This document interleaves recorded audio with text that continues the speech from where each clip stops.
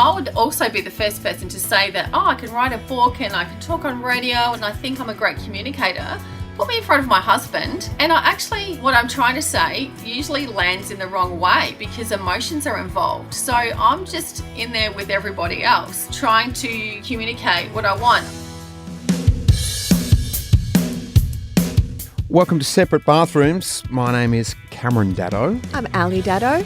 And for those of you that have been long-time listeners to Separate Bathrooms, you'll know that we've pretty much exclusively stayed away from talking COVID and other pandemic-related topics. This is for the simple reasons that we've actually just wanted a break from it. The news was everywhere from early 2020, and that's all we heard about. We chose to deliver good news and a healthy, happy alternative to all the doom and gloom that we were hearing about 24/7.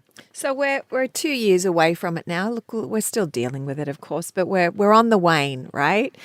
I read a quote that said, we'll never be post-COVID because so many of the things COVID brought into the public view were, of course, always there and always will be. So it's an interesting take on it. But we're now getting a perspective on what's going on with us, particularly in our relationship. I think COVID's really highlighted a lot of things. And there's an interesting trend within those seeking relationships that has come up. And we have a really great guest today that's going to talk about what COVID has done for us. Yeah, she writes, couples I haven't seen in the counselling room for many, many, many years have come back because their relationship has been on or in the spotlight because of their stress responses. With so many mental health issues arising and brought to light in this time, the first thing we need to do is realise that as individuals, we've been thrown into a pressure cooker. As the human race, we thrive on certainty and hope for the future. And so when we've been derailed, our stress responses are elevated. And so that often means that we're not the best version of ourselves. Yeah. How do we deal with that? How do we reconnect with our partners when we feel like all we've been doing is just kind of living in each other's pockets and sort of surviving through this? So let's bring in Joanne Wilson, the Relationship Rejuvenator. Well, hello, Joanne. What a pleasure, and thank you so much for your time. By the sounds of things, you are very busy in your practice. You're a relationship expert and a neuropsychotherapist. That's a big word. With a passion for helping people unlock the secrets to having healthy and loving relationships. So let's talk about this moment in time that we're having on the planet, this opportunity to reconnect with each other and ourselves. What is it about this time right now that you think is so important for relationships? Yeah, I think it really has amplified certain issues that were possibly already happening in relationships. So throw in a pandemic on top of an anxiety epidemic that I think was already going on.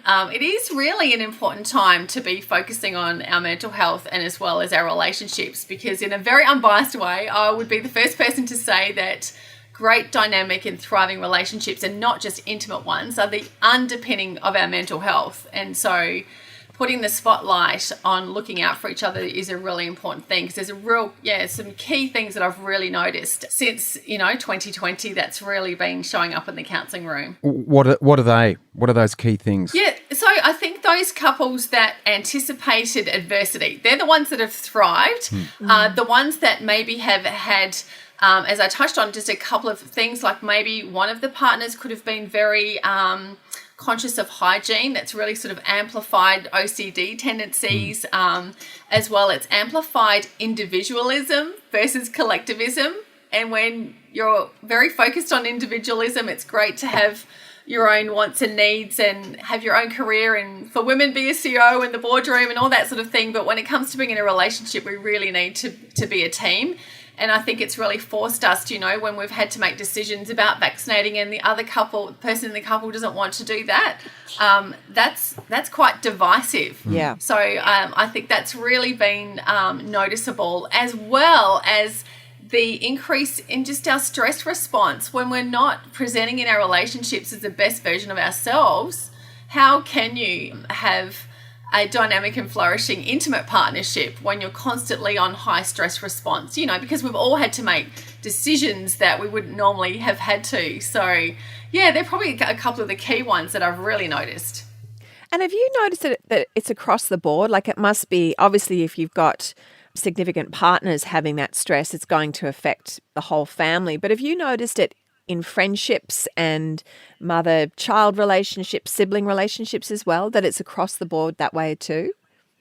Yeah, I think every single human being is untouched in every single connection. From the smallest thing, like a child organising a birthday party and not knowing why all their friends can't come around, and that pushback from a teenager that, often, are they sometimes the super spreaders when in a pandemic, because they're just often doing their own thing because they don't need to listen to mum and dad, and, just all these extra things. If we're just focusing on the pandemic, it's sort of really put pressure on relationships. And then I've got some couples where, so many people are carers for their elderly parents. And so they're very, very conscious of their teenage son, heading on into the kitchen when we've got frail grandma in the bedroom, or you're going off to look after them today. So yeah, there's just so many different elements that have infiltrated our connections with not just, our partners, but our friendships as well. So I'm seeing a lot more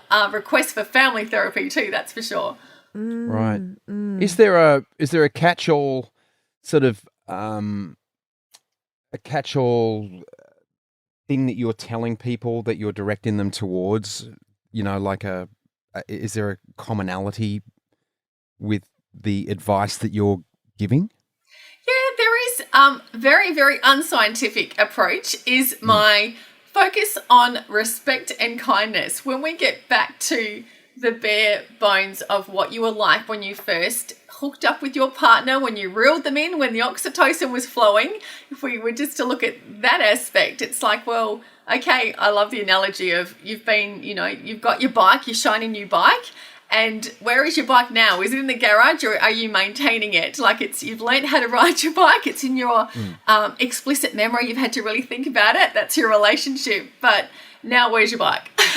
So it's about that daily intention to make sure the tires are pumped up and that you've got a bit of grease every now and again in the wheels, and making sure that it's your daily intention. So nurturing our relationships is really, really important. Another, I guess, a part of the big catchment to everybody is that attention to self. So how are you presenting in your relationship? What do you need to do with regard to self-compassion? Because often so many people are looking after everybody else, particularly if you're parents.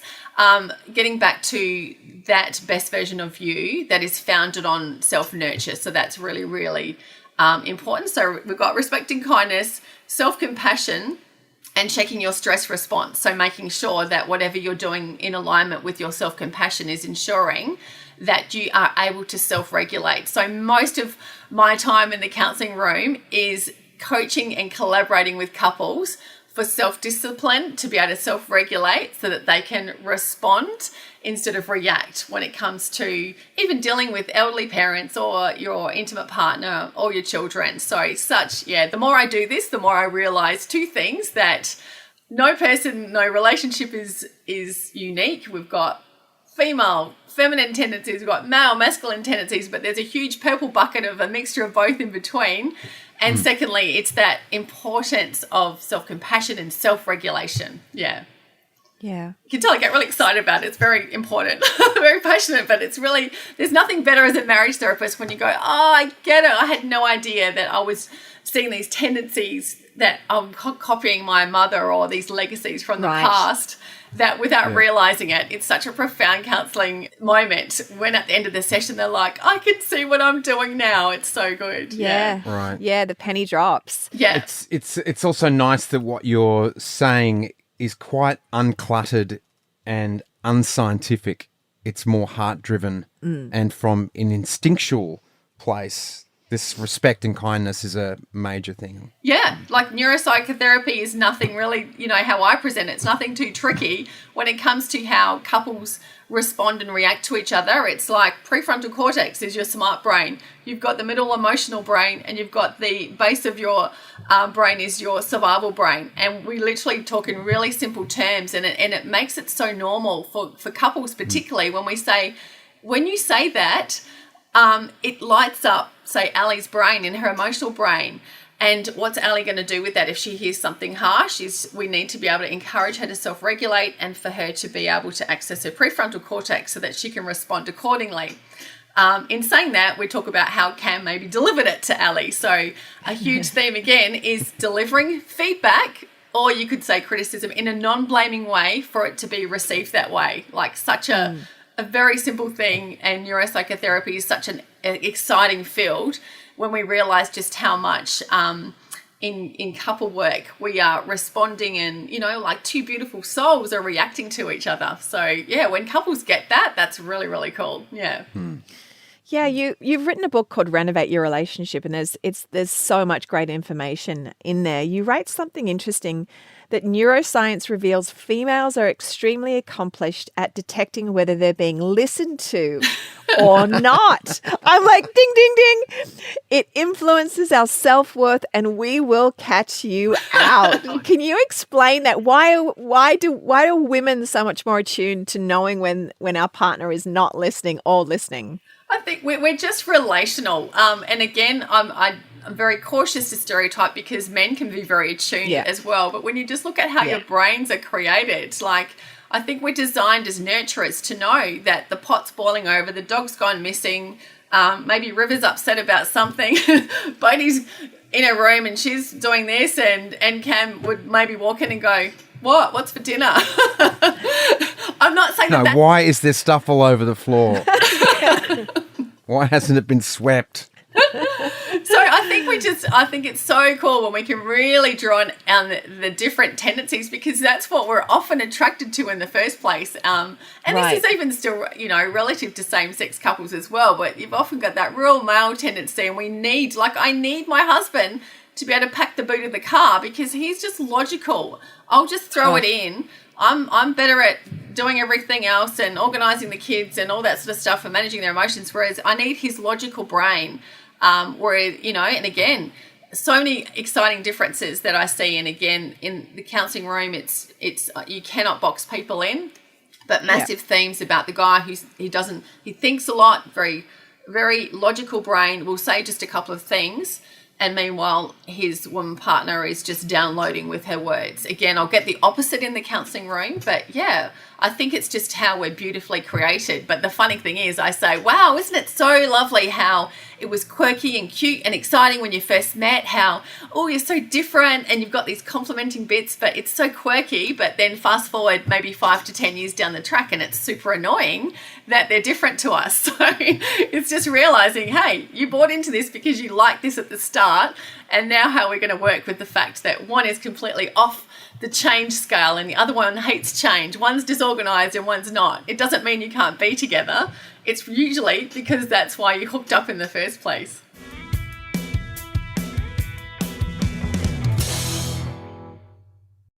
You also write, men often ask, why do women always interpret the worst of what men are trying to say and not just assume the best case? You don't know how many times I've heard the poor guys say that. I'm Why guilty. is that? I'm guilty of that for sure. Yeah. Well, you said before though, and Cam goes and dispenses something. I mean, often I'm better at it now than what I was 30 years ago, but often my comments were bricks wrapped in blankets. They'd just lob it in there and not really have much idea of what potential consequences could be. But I'm a bit better at it now. But, why do women, I mean, that's a generalized comment that I just wrote. Why do women always interpret the worst of what men are trying to say and not just assume the best case? What are your thoughts on that? I think when we're in an intimate partnership, like I would also be the first person to say that, I can write a book and I can talk on radio and I get to talk to you guys and I think I'm a great communicator. Put me in front of my husband and what I'm trying to say usually lands in the wrong way because emotions are involved. So I'm just in there with everybody else trying to communicate what I want. I think we get lazy in our partnerships. We just take shortcuts. We do deliver bricks. We do lack eye contact. We often find, and again, I guess in response to you, Cam, when you wouldn't know how many times guys tell me when we're really evaluating a couple's conflict dance, and they say, when it's in the heat of the moment, I have trouble putting thoughts into words. My head gets foggy. And again, very stereotypically, guys are going to say less. And you've got, for example, the super intelligent engineer, very logical, just as smart as his lawyer wife. But when they get into an argument, she just goes eloquent and she's just got all the words. And he's like, whoa, I've got nothing. And he will withdraw and step back. And she's like, what's wrong with you? Why aren't you talking? Or why did you say that? And it's kind of, this double-edged sword that he's trying to be thoughtful, but often blokes can be just stunned with all those words. Yeah. I'm sitting here a bit speechless because, I mean, you're talking my language. Ali and I have spent many years in therapy, pulling our relationship apart, putting it together again. I love that. I guess I'm biased in you saying that and letting everyone know because to normalise it is such a great thing for a couple like you. Important. Well, it is, and there are moments in those sessions where I've fully engaged and lent into what I'm saying, thinking it's with the best intent. Well, it is with the best intention, though the words that I've chosen or what has been presented often back to me, like the therapist or Ali will repeat back to me what I've said, and I've gone, nah, that's not what I said. Yes, it is. No, it's not what I meant. Is that what is that with the male brain? And to be really simple, the solution to that is, which I've had my best attempts at drawing a picture of this in my book, is literally when you hear something, particularly as a female, with your man who's trying to put thoughts into words, and as a bloke, his tone might be a lot stronger than a female, and we are easily offended, and blokes will say we're sensitive. But as soon as either party hears something that you don't like, ask a question. If I could just make it more simple, that's the simplest answer. Right. With, 12 sessions of therapy, again. All I would say is, if you want one massive tip, here's something you don't like, ask a question and ask it in a genuine way. Yeah. Yeah, absolutely. When you've said something to me and you've said you always da-da-da, and I'm like, what do you mean? If I said to you, what do you mean by always I do this? Rather than, why are you telling me that I always do this? Yeah. It's a blanket statement. You know what I mean? So it's a question. I'm questioning because that allows you to go, okay, let me think about that. Is that actually true? Do you always do this? The thing that happens now though is the kids catch him out as well, don't they? Where they go, but Dad, you said, because we're very big on words in our family. Like we really listen. We spend a lot of time together. We spend a lot of time at the dinner table. That's our tradition, and so we're very big on listening and words. So and you get ganged off on Cam. Yeah, and I take him at what he says to me. I take him at the truth of what he says to me. So when he says this, and this, I go, so what you're saying is that, and that? And he goes, no, that's not what I'm saying. So it's like, okay, what are you trying to tell me here? And it's often the complete opposite. Well, I don't know about if it's the complete opposite, but it's often, wow, I'm getting triggered now. We can have a practice session now. How exciting. All right, let's get into that. Yeah. Because sometimes I'll be doing my best to express what I'm feeling and what I want to say. And then someone like Ali will stop me midway through and go, well, hang on, what do you mean always or this? And then you talk about self-regulation. I really do have to stop and go, T.O., I need to have a breath here and collect my thoughts because I feel like I'm going down a rabbit hole that I actually am not comfortable going down. So it's really important to be conscious and not get spun out, because Yeah. I used to spin out in a major way, and then I would get huffy and I would walk off. Yeah, then you withdraw. Yeah. Yeah, you talk about the analogy of your bicycle before. I'm on my bike. I'm out the freaking door. He's hurtling down the hill and he's gone. And my bike is well maintained. Yeah, and I think that key is that self-regulation. And a guy, again, stereotypically is more likely to get to 110 beats a minute quicker than possibly their female. And it's just realising that when you get to that stage, words are like toothpaste. You can't shove them back into the toothpaste container. That when you're both heightened, or a female is more likely to get very upset and cry, and a guy will get angry and maybe yell, or again can swap over.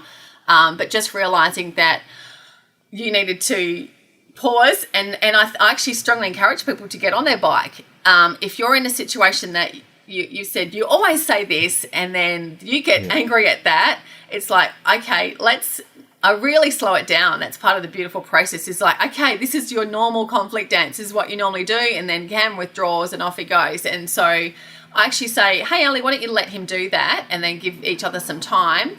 About the same time as it would take to come down from going for a run, get your heart rate down, self-regulate, and then you go, okay, what just happened for you then, Cam? Can you just explain to me? And I encourage like a 5-minute one-sided conversation, that because otherwise you get back into you said this, no, I didn't, yes, you did, no, I didn't, like we're never going to get anywhere. So I say, how about you give the gift of just 5 minutes of just what it's like to be Cam, who feels that every time you always do whatever it is. And so we just say, okay, 5 minutes, and then you swap over. But it's very, very structured at the start.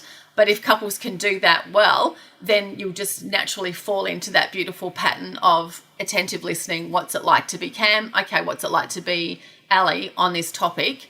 And I say, I don't need you to agree, because you are attracted to each other because you're different. And unless you married your clone, you're never going to agree. So sometimes if you stop and listen long enough, you'll have a beautiful, deep empathy. You might not still agree, but you'll go, okay, we will navigate life differently, because we now know, I'm now armed with all this information about what's going on for Ellie on this topic, why she thinks you always blah, blah, blah. Yeah. Hey, listen, during a session, do you ever get triggered as a therapist? Do you get personally triggered? We have tactics for that, absolutely. So as you can imagine, in training, there's so many different types of emphases on, for example, what my values are, that if they're completely different to yours, or you have a different worldview, that it's really making sure it's like, oh, wow, I'm quite different to this particular person who, like, I'm a Christian, they might be an atheist, and it's really... my first instance is to love them more. So when I get triggered, it's like if it's with a couple and she is acting out and she is being so unfair to her partner, my first instance, we were trained to, what is going on here is to really observe, why am I not aligned with this man or this woman? What's happening with me? So it's like, how can I love them 10 times more than the one that I'm easily aligned to? But there's also other little tricky things that if you've got a very high conflict couple and they're going for it, it's not uncommon that one will storm out the room or whatever, or they're really, it's my job to contain it. But they say, you know what? One of my mentors is like, get the popcorn out and sit back and watch the show. Like, just within reason, like, just watch, because a big part of our work is watching their dynamic and helping them understand each other. Like when Cameron looks like this, Ellie, are you interpreting the same as me? What does that look like to you? But literally we do things like to change our physiology, like literally just pick up the bin and move it. Like move things around on your office just to make sure that you interrupt your own stress response, because it can be quite intense in the counselling room. Yeah. Wow, that's so interesting. Sort of like a subtle redirection, isn't it? Yeah. Yeah, it's like you're just interrupting your own physiology by just moving. They don't know what you're doing. If I'm moving the bin around or just getting something out of my drawer, they wouldn't know. But it's just about, okay, I'm just going to realign myself so that I can stay attentive to what's happening with this dynamic. Yeah. So you've written this book, Renovate Your Relationship. Why now? Why have you written it now? Oh, well, I think I was actually at the homeschooling bench when I was finishing it off. I had written for a number of years and it was so timely when we were all in lockdown back in 2020. So I was finishing it off there and coaching fractions at one end, and then if they didn't get it, it was a little bit annoying because I was busy trying to finish off the choosing the design of the front cover and we had one over there, and the husband saying, can you all be quiet? So I think more than ever was it a great a gift to people to take stock, and the word renovate your relationship was just so timely when people have been stuck inside. So I've chosen to record it as an audiobook as well. And a big thing for me was then it's actually part of my online courses because people can't get to counselling, especially those people with 4 small children. So for those people, I really want to capture the greater community with things. So I created 3 online courses, and particularly one of them, the Communicate for Love, is where they learn all about that dynamic of their conflict cycle and communication. And then they get the book and a few things posted to them with question cards for around the dinner table. And then I created intimacy cards. So it's really just meeting people in their homes because you can't often get to counselling for affordability, and you've got small children, you've got people in lockdown. So it's such a great time to support people's mental health. And as full circle back to the beginning, it is the underpinning of our mental health to be able to have these people who support us and have our back during the tough times. Like, our friendships can save our life.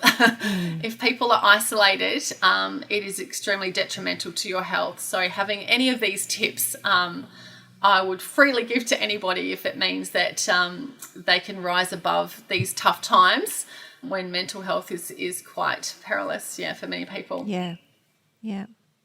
Are you a type of glass half full person in your life? Have you been talking to my husband? He's like, I married you to make sure that you take off those rose-coloured glasses. I think everyone's lovely. Yeah, I'm pretty positive. Yeah, you can tell. It's great. Yeah, that's what I'm getting. So do you think, in a weird way, that this COVID last couple of years was a good thing in terms of giving us time to renovate our relationships or take a good look at what's actually happening inside? Yeah, well, with my glass half full, you can't ignore the benefits. Like, even we recently were forced into our turn to have COVID, but I actually saw some major benefits. It was just an interrupter to our life. We'd been well back into the busyness of life, and you can just lose focus on all the wrong things. So just being forced to get back to the dinner table all together, stuck inside. For us, it was 2 weeks. Again, I definitely empathise with, I'm in Queensland, Victorians have copped it a lot worse than I have, but there absolutely has been a beautiful focus on just getting back to basics and enjoying the people around you and getting out of that rat race that we can just easily fall into. Yeah, double-edged sword though, because I really appreciate the fact that, we can put our children back into extracurricular activities and we can do things that you can't do when you're in lockdown. So I think it's brought a real appreciation. I personally have found that, I appreciate the fact that you can do anything these days, that if you're well enough and if you can get to a concert, like, how cool is that? Yeah, live music again has just been, feels like another planet. It's been so nice. Yeah. So lovely. Or to go with friends for a lunch or something. I got so excited with 6 couples the other day. Went to lunch. I'm like, oh my goodness, how great is this? We all got together. No one got sick. And it's so great. Yeah, that's right. Yeah.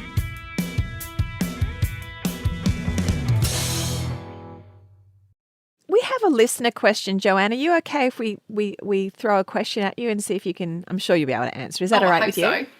I'll do my best.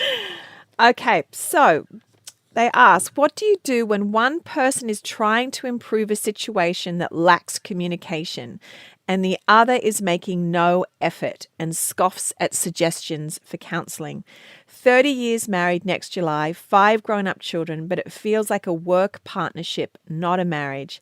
When do you decide to walk away because you're tired of trying to improve a situation where the other person doesn't see that it's a problem?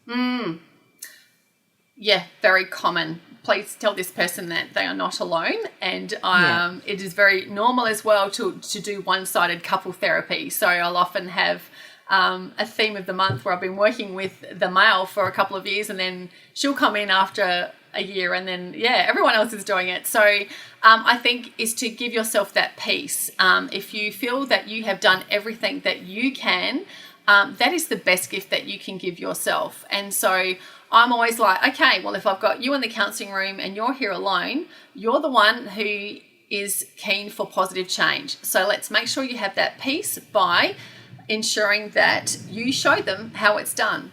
Because even if you end up in another relationship and you leave this one, you don't want to have this adversity. Why would you go through this sadness and, this awful situation for nothing? So let's learn some skills. Let's practice it on your current partner, because it'd be way nicer for you to enjoy your grandchildren together if they're all older children. Let's give that a decent crack.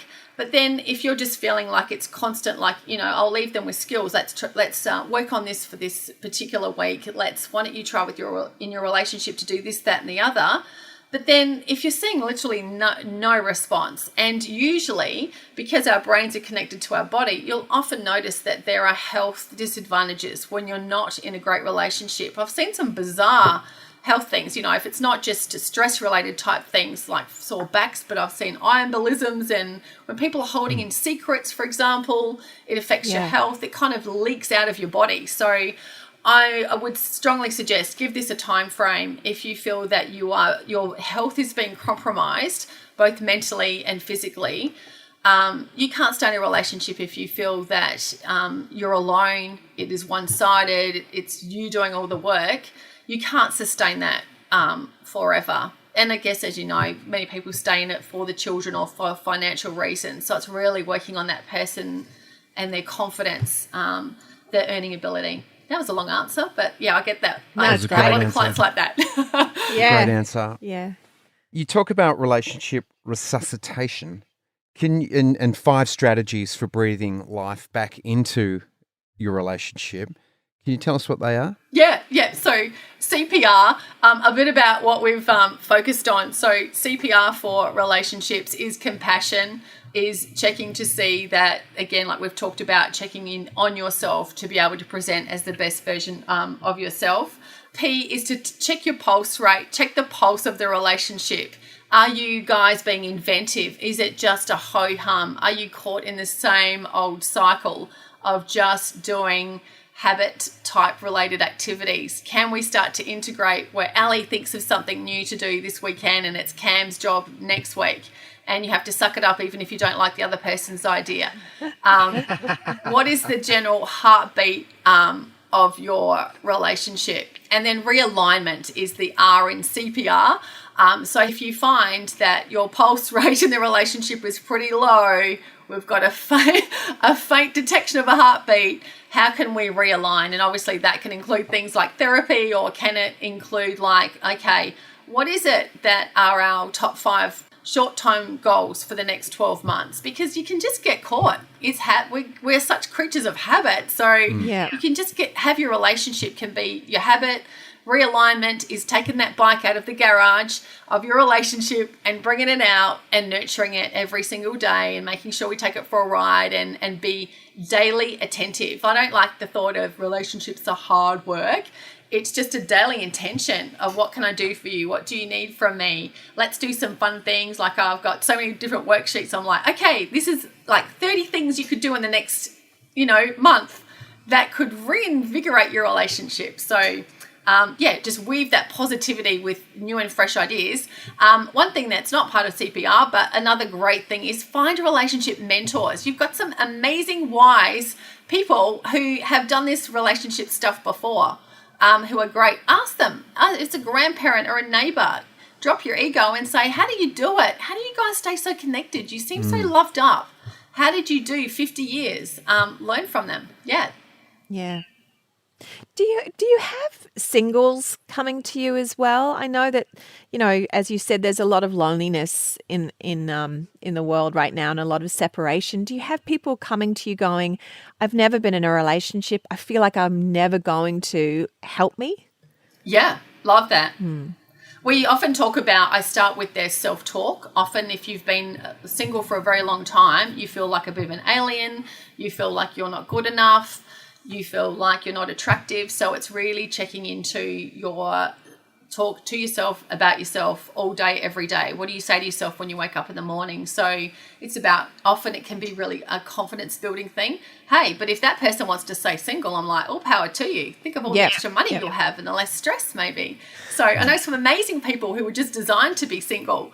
So it's about really making sure that they enjoy and being grounded in their identity of being single too. So depending on what their counselling goals are, but if it's about loneliness, and it's definitely about how can we have that confidence to reach out and find a few good mates in our life that we can either call on, because your brain lights up when we're altruistic and we look out for others, but as well, just a couple of people that when the chips are down as a single person, who are our people.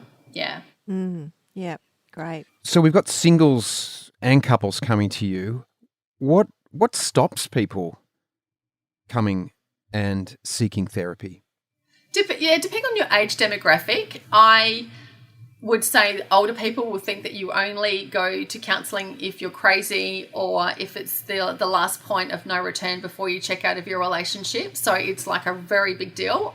You guys have lived in America. I'm sure you'd be more familiar with the fact that over there you have your doctor, your dentist and your therapist is very, very normal. So it's cultural as well that I think is changing here in Australia, that more people are recognising that just having someone, you're not crazy. If you want to have someone who is outside of your people that know you and could be biased, that you can have as a sounding board. And it's so powerful to have just externalising what's going on in your brain and being able to punch those words out with someone else. Like, it's just so beautiful. So I had people say that. I have no idea that that's what was going on in my head.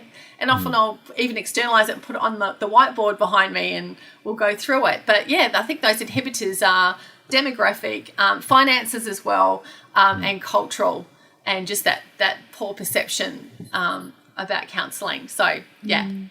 We're huge advocates for it, and I know for me, just exactly having that sounding board has been incredibly important to have, especially that someone that is not emotionally engaged with us.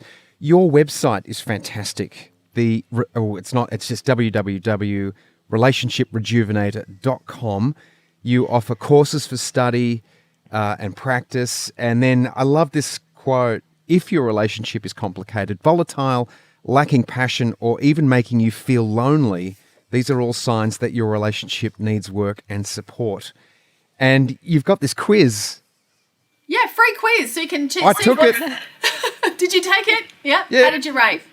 I scored 123. I was going to say we're getting divorced tomorrow. No, not really. No. Yeah, I was. The course that you suggested for me was the Deeply Connected course. Yes. So that's a good sign. So you get to just focus on, you would be given my intimacy cards that you can use to invigorate some ideas in the bedroom. And that particular mini course is literally just about, okay, things are pretty great. Why not get some ideas to make it even better? So it's about, really focusing on that deeper connection versus, and that is for couples who've navigated their way, they know how to communicate and conflict well, and let's just take it to the next level. And I just think, so many times when I see couples come in, I think, thank goodness you're here. Life is too short to be in a substandard relationship where you've just managed to accept just less than mediocre, and so great that you are in the deeply connected category, Cam and Elle, so well done. We'll have to get Elle to take the quiz just to make sure that she concurs. Yeah, so it lines up. I'm sure it's the same, honey. I'm sure it's the same. You sign off your website with, it's never too late to begin. Yes. And it's such great advice. So thank you so much for being with us today, Joanne. The book is Renovate Your Relationship. It's been a real pleasure. Wish we could spend longer, but thank you. Yes, so much to talk about on this topic, and it was great to chat to you both. And thank you again for championing the cause for the benefits of relationship therapy. It's, for anyone, it's so accessible now, it's particularly post-pandemic. So everyone's doing it on Zoom, and there's no reason why you shouldn't be able to access support if you need it. Yeah. Yeah. Well, thank you for the book and your website. As you've said, you can access your work on the website. If you can't get to a therapist, you can, go do your courses and if you don't have someone who's doing it with you, that's okay. You can do it on your own. So you've really given us a lot of tools here today. So thank you so much. Thank you for your positivity. It's been so lovely talking to you. My pleasure. So her book, Renovate Your Relationship, I love. She says it's a must read for newlyweds, oldyweds, co-parents, and anyone contemplating a relationship. Because that's the thing, I know that we have a lot of couples that listen to the podcast, but we also have a lot of people who aren't in relationships. And I think that's what a great thing to do to further yourself in being in a good relationship by working on yourself right now. So when that relationship comes your way, you've got some tools already to work with what may trigger you or what, you know what I mean? I just think that's a really positive thing. Yeah. She was great to talk to. She was. And I also liked how she touched on why not go through what you're going through with your partner than kicking them to the curb, because as you know, and what we've learnt is if you don't go through it with the partner that you're with now, you're going to go through it with somebody else. With someone else, yeah. Yeah. So why not see what happens and honour why you actually got together in the first place, and see if you can work through it. It was really great, and I really liked how she broke it down at the beginning by not giving these scientific sort of heady responses that I just twist in the wind when I hear sometimes. Yeah. But it was more keeping things very simple about being respectful and kind. Yep. Two of my favourite things. Yeah. The self-regulation, I'm like, I have to go down my own Alice in Wonderland rabbit hole going, self-regulation, what are you talking about, But when I sit with it and go, okay, this is about regulating my own heartbeat, being aware of my breathing, my fight or flight responses, those sort of things. You go, okay, what is actually happening right now? Yeah, a lot of great tips. Yeah, and kudos to you, honey, for finding our listener question, which actually came via our Facebook page, our Separate Bathrooms Facebook page. Elle and I both are on Instagram. Elle's at Brahe-Daddo, I'm at Cameron-Daddo. And we have the Separate Bathrooms Facebook page too. If you have a question that you want answered, we talk, as you know, we're talking to a lot of experts these days. If you have questions of us, fire them away, because we'll do our best to answer them. If we can't answer them, we'll have a pro definitely for you. Yeah, she answered that beautifully. Thanks everyone so much for listening. We will catch you on the next Separate Bathrooms.